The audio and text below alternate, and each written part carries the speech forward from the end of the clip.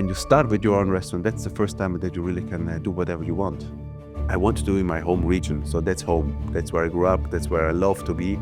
I love the mountains. I learned every step of business in this restaurant. My decision was, hey, no, the quality first. It's not about the money.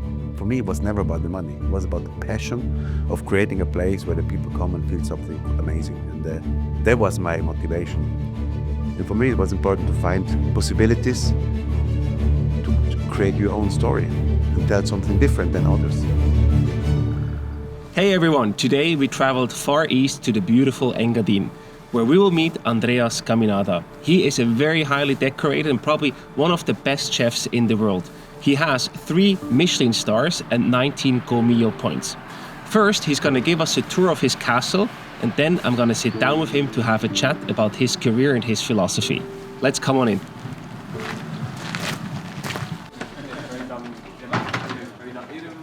So this is the smallest city in the world. So the first years, 3 till 7, it was only this part. And then this part became brought back to life. And then we planned Casa Caminada, which was 2012 to 2018. It took us 6 years to build. So it's a guest house with 10 rooms, a bakery, and a local restaurant, which is quite cute. And then this is the Meyer house. In 2017, that was empty the second time. So we said, okay, maybe it makes sense to integrate it here.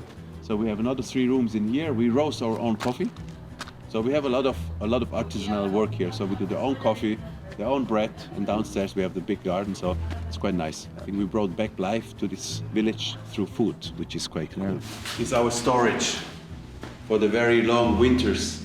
80% of all the products here are pickled, and some of them are fermented, and some of them are sweet. This is a dried pear.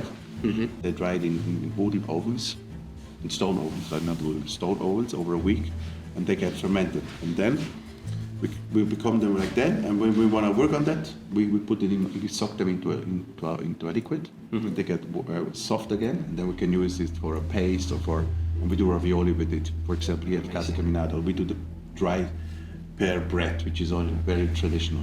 So that's a typical product from the region here. Simeon is a chef here. He was just in the garden. You see what he brought? It's winter. Huh? It's not bad. No? Yeah. So this is oats. And there's plant-based only. No, not only, but we have also eggs and butter, but it's vegetable-driven. And what happens in the garden comes on the table.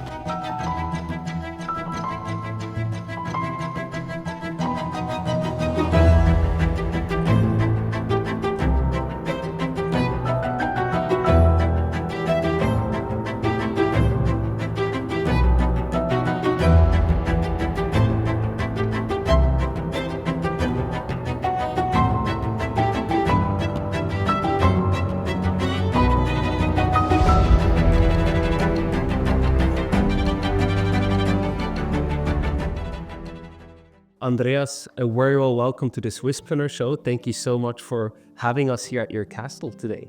You're welcome. Thank you very much for having me. Thanks. You are a Swiss entrepreneur and without a doubt one of the world's best chefs. Before we talk about your impressive career, we travel back in time a bit. You were born not far from here in Ilanz, and I wonder what made you want to become a chef in the first place? Was this always a clear career choice for you? No, it was not a clear career choice. It was I think, when you grew up in a little village, you have a lot of neighbors, they influence you. And I'm a son of our neighbors. He started with a chef apprenticeship. And I think I got the influence from there. I got inspired there. And then I had the chance to go into this place as well to work for a week. And I think I was around 13. I think my stomach at that time said, I think I like this place. I want to start here. And not there. It has to be this place. And I think it's about the people, not about the job itself. You actually had a lot of influence by the French cuisine. You worked for or with many famous chefs like Beat Bolliger, for example, or Hans-Peter Husson. But then later on, you really developed your own Alpine-style cuisine. Yeah, I think it's a process. You start with an apprenticeship, which I made here close by, 30 minutes from here at Lax Resort. At that time, It was one big nice hotel. We cooked quite local cuisine. And then after these 3 years, I moved to Canada for a year. That helped me a lot to open up my eyes because, you know, if you grow up in the mountains, you have this local food. And then you go in a city like Vancouver, which is influenced by many cultures. And that opened my eyes, how big this culinary world can be. And that influenced me a lot. You know, I had a great homestay father there who told me, you know what, you need to go your path, you know. And he brought me into different restaurants in Vancouver. Wow. There was fine dining restaurants at that time. And I had the chance to work with them one day each. It was Lumiere, Moustache Cafe, and I think another one. And then that was like a big inspiration for me as well. And then I knew, okay, I want to stay on the job. I want to come back and I want to search for great chefs around here. And then I found a position at the Beat Polliger's place at the Walserhof in Klosters. And that gave me a little bit the entrance into this culinary world. So you really exposed yourself to other cultures, to other restaurants, but then also to other chefs to learn from. And all of that merged together ended up in your own style. When did you sort of realize that you could really turn your passion into a business yourself eventually? Yeah, I had quite early this feeling of having an own restaurant. I think already with 22, 23, I already dreamt about it, having a small place, which is yours. And then I also talked to my mother and she said, you know what, if you want to do that, you need to do it early because otherwise you don't have the energy afterwards. And I said, okay, maybe yes, let's try it. But I really felt that I wanted to have my own restaurant. And then with 24, 25, I was working at that time in Zurich. And I had a girlfriend. She was actually a teacher, a snowboard teacher, and I loved to snowboard. We always met us in Lux. And then she went into hotel school as well, and so it matched. So we said, okay, let's try to take over a place. And we had another option close by here. And then this place here came.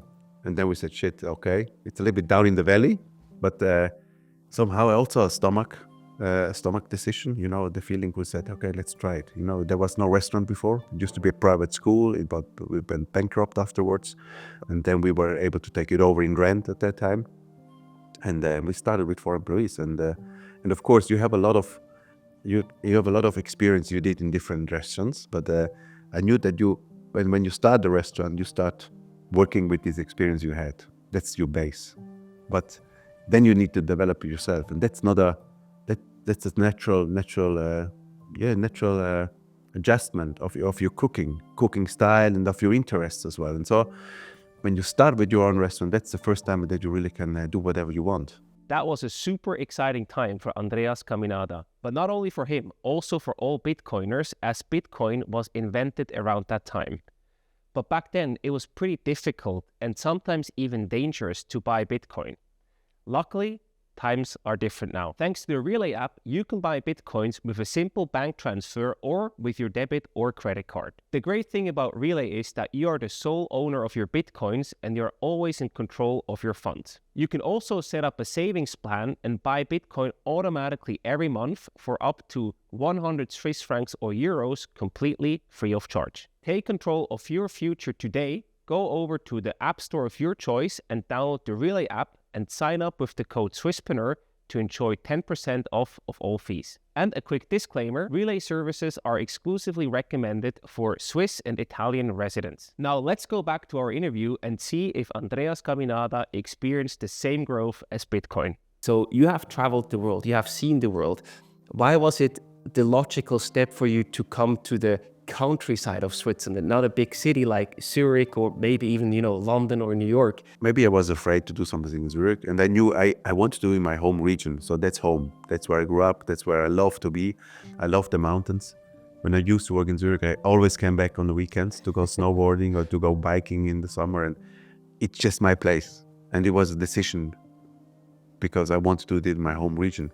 And then, of course, also because I knew this region there is maybe more space for a new restaurant in this region than in Zurich, which is already full of restaurants, and maybe the competition is even higher. Maybe I would have been more afraid if I would have opened it up in Zurich. Okay. But because it was here, it was like, it just felt right. And I just wanted to open a restaurant in my hometown, my home region, because I wanted to live here. Because if you take a decision like that, even if you don't really know what you do, I think somehow you feel where you want to stay, and the project like that, I think you need to be sure that you make it somewhere that it can last for a long time, because opening up something, it needs so much energy and so much so much money and everything, and it's not cool to open up and 3 years later you say, okay, I don't like the region anymore, I want to move somewhere else. For that, it's just you have to spend so much energy, so that has to be the right place, and that's a very important decision you take. You mentioned you started out with just a team of 4 people. That's a very small team. Again, very similar to a startup, small but very effective and efficient. How do you get all the jobs and the work done? Because opening up a place like that, that's an immense project. How do you manage that with just a team of 4 people? Yeah, it was just, we worked for 3 maybe, both of us, and that helped us. So there were not 4, there were more 4. We said, okay, this is gonna kill us. We know end of the month we have to pay the salaries. And if we cannot make the turnover which we need to pay that, we have a problem. We knew that, and we have to pay the rent. So we said, okay, instead of hiring a lot of people, we have first of all to see how the business develops, and then it needed our energy. And that we worked 7 days, every day, 15 to 8 until 80 hours. We just made it happen. I was a lot of at the beginning very afraid to spend any money on things we didn't need it. And then now I had beautiful chairs in the restaurant, but in my kitchen I didn't have any machines, which was at that time normally like a PagoJet and all these machines I didn't have, because I said first we need a perfect setup on the front, and then we'll make it happen somehow in the back. I don't need a luxury cuisine in my back. So they came over the years, but at the beginning it was really focusing on a great place and on the great product, and then instead of investing in things things you don't really need. You were incredibly resourceful in that sense. Yes. And let's talk about the finances. Like, it was a big upfront investment, right? You had to make the place work. You had to invest to even be able to receive guests. Yes. How long did it take for you until you were really able to finance the operations and make sure that everything was in order, and now you could invest even more to go to the next level? I would say it took about 7 years. First 2 years we worked through without vacation, and then we say, hey, we cannot continue like that. We need to close 2 times a year at least to manage our energies and whatever. I think we reached a base where we had this consistency in the bookings and the consistency and also a bit of reserves on the bank account. But it took this time actually. And before it was like always a little bit like you never know what happens in 3 months. You never know what happens in 6 months. It was more tricky, and we were always waiting to bring in more employees. We said always, we wait, let's see what happens in 6 months. So that also killed actually our relationship at the end. And my girlfriend at the time said after 5 years, she said, you know what, I can't, it's too much. And for me it was, I felt somehow it's gonna work out somehow, and I had enough energy to do it. And then we just went on with an employee, which helped me a little bit with the back office and everything, and we make it happen. But we always waited too long to get more employees. That's sometimes also not good, because it just takes all your energy. But for the business, it was very important actually. But that's a very delicate balance to strike, right? Yes. Because you want to invest, but you also don't want to invest too much, so it kills you. Yeah. You sort of lost your co-founder there after 4 years, your girlfriend. Yes, both. The co-founder, my love at that time. Exactly. Of course, yeah. What did that do to you? Because many people would then go into a personal crisis. They would say, this is not worth it, I will stop it, this will never work out, now I'm even alone. And usually you have one front, you have to fight the business, or you have to fight personal challenges, but you have both at the same time. Yeah, I was young, I was 26 and then 29, and I think at my stage now, maybe it will be different, but at that time for me it was clear, hey, it was full focus on this place here. Yeah. I loved my job, I loved that. It was my baby, it was the project, and I would never have let it down somehow, you would fight till the end. And she was in another phase of her life, and for me it was clear, this is my life here. Full steam. And that was 4 or 5 years later, so that was 2008 when I became chef of the year, and we had this consistency coming in the business, and I felt it's going to be good. And after this early success, you had more consistent bookings coming in, people were spreading the word because they really enjoyed and liked what you're doing. How did you then adapt the business model? At one point, I assume you would have had to increase the prices, because you have a scaling limitation, right? Yeah. You cannot have more seats than you had here, etc. So that happened, that you then just said, okay, now we're in a better spot and now we can increase the pricing? We would have had possibilities to bring in more people, like this place here. That was my apartment at that time. And there was a lot of spaces, but my decision was, hey, no, the quality first. So it's not about the money. for me, it was never about the money. It was about the passion of creating a place where the people come and feel something amazing. And that was my motivation. And then, of course, I received 3 stars. And then it made click what's happening now. I think nobody's going to come anymore because we have reached the top. We have it in our own hands. So we need to now create stories. We need to go move forward. We cannot stand still anymore. We need to be creative and create something maybe other chefs don't do. And then we started with the magazine. And then we opened up Just Us, which is was at that time was a remise, which is opposite, 50 meters away. We did the second restaurant in there. And so we could increase a little bit the amount of people who came into the castle, because the castle was always, I was always trying to protect it without just thinking the money behind. It was about the quality, nothing else. And so I said it was limited to 30 people, not more. And for me, it was important to find possibilities to create your own story and tell something different than others. Then you really sort of started to expand and become a real entrepreneur beyond the chef, basically. These 3 stars that you got, 3 Michelin stars, and you also got 19 points from Gault Millau. I wonder, was that something that you set as a goal and you said, that's where we want to be, this is like the top league, or did it sort of just happen because you did good work? I had an interview once in New York, and I had the journalist, he asked me, and what about the 3 stars? I said, you know what, it was never my dream. It was because it was too far. I think I was afraid of dreaming things like that. For me, it was clear I had the base, I needed to work on the quality, and when it happens, maybe it happens, but it was never my premier goal to do it. The premier goal was to survive here with something which made me happy. And then when the 3 stars came, it was like, oh shit, what's now? We are now in a position, everybody's looking up to us. We need to take the right decisions. We need we are like a first mover, so we need to do something which has an impact or something which makes sense. And so it was always like, we moved one step after the other. And I think after the first 10 years, we became a little bit more entrepreneurship. You know, there came more ideas of what could we develop, what will make sense, what would make me happy, what could be a nice counterpart of the castle and stuff like that.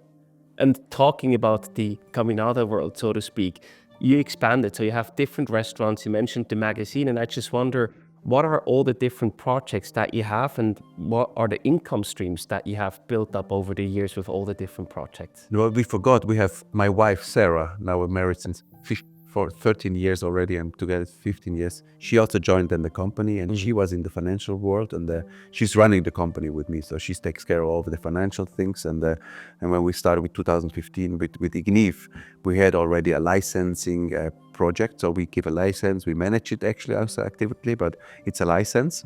So it's we bring the whole concept, and then they pay us a fee, and we're also like connected to the turnover.